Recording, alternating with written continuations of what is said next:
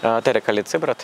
Tõesti, 3. oktoobril Sillamäe linnas toimus suur pidu, et Sillamäe linn tähistas õpetajate päeva meie ruumides, Sillamäe kultuurikeskuses.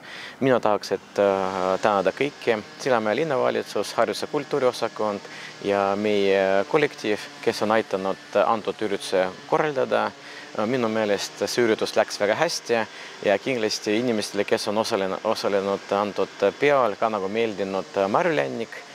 Meil oli vahva viktoriin, kus inimesed on väga aktiivselt osalenud ja see tähendab tegelikult seda inimestele need sündmused väga meeldivad. Ja kõigepealt ma tahaks veel kord tänada kõik õpetajad, suur tänu teile selle töö eest ja kindlasti vaadake meie tööplaani, millised üritused tulevad ja kindlasti kasutage ja näeme Sillamäe kultuurikeskuse ruumidest. Aitäh!